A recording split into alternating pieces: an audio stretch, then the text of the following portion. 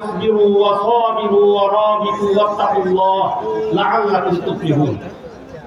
বাংলাদেশ জামাত ইসলামী গাজীপুর জেলা কর্তৃক আয়োজিত এই মহাসম্মেলনের সম্মানিত সভাপতি অন্যতম শিক্ষাবিদ বাংলাদেশ জামাত ইসলামীর গাজীপুর জেলা আমির অন্যতম শিক্ষাবিদ ডক্টর জাহাঙ্গীর আলম, আজকের সম্মেলনের প্রধান অতিথি বাংলাদেশ জামাত ইসলামীর কেন্দ্রীয় সেক্রেটারি জেনারেল, বাংলাদেশ শ্রমিক কল্যাণ ফেডারেশনের সাবেক কেন্দ্রীয় সভাপতি,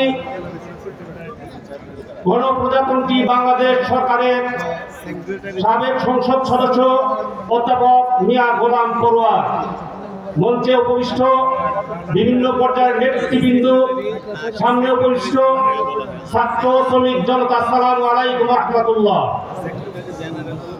বাংলাদেশ বারবার শহীদ হয়েছে, বারবার আহত হয়েছে, বারবার স্বাধীন হয়েছে, কিন্তু মানুষের মুক্তি হয় নাই। ৩৬শে জুলাই বিপ্লবের মাধ্যমে দেশ আবার স্বাধীন হয়েছে, কিন্তু মানুষের ভাগ্যের পরিবর্তন হয় নাই, শ্রমিকদের ভাগ্যের পরিবর্তন হয় নাই। আজও বৈষম্য বিদ্যমান।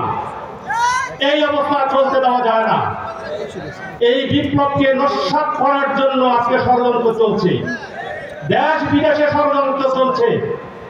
এই শ্রমিক জনতা সকল ষড়যন্ত্র মোকাবেলা করে এই স্বাধীন বাংলাদেশকে ইনশাআল্লাহ সোনার বাংলা করে ছাড়বে ইনশাআল্লাহ। আমরা বিশ্বাস করি এই জনতা যেইভাবে রক্ত ঢেলে দিয়েছে, এই শ্রমিক জনতা সামনেও রক্ত ঢেলে দেবে ইনশাআল্লাহ।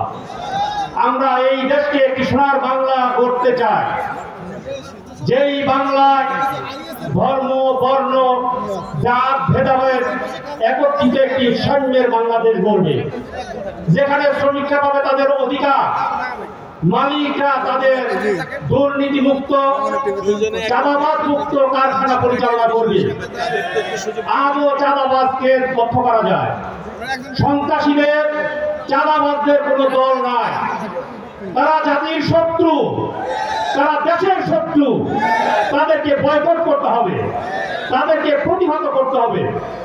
আমরা চাই ধর্ম, বর্ণ নির্বিশেষে সকলে মিলে একটি সোনার বাংলাদেশ গড়তে।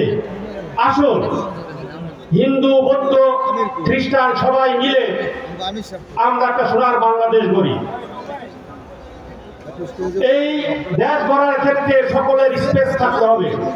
যারা অতীতে ভুল করেছেন আমি তাদেরকে আহ্বান করি, ভুল সংশোধন করে ওই উমরের মতো ভূমিকা রাখুন, আবু বকরের মতো ভূমিকা রাখুন। জনতার কাতারে এসে দাঁড়া, এই জনতার রায়কে মেনে নিয়ে আপনার দেশ গড়ার কাজে ঐক্যবদ্ধ হন।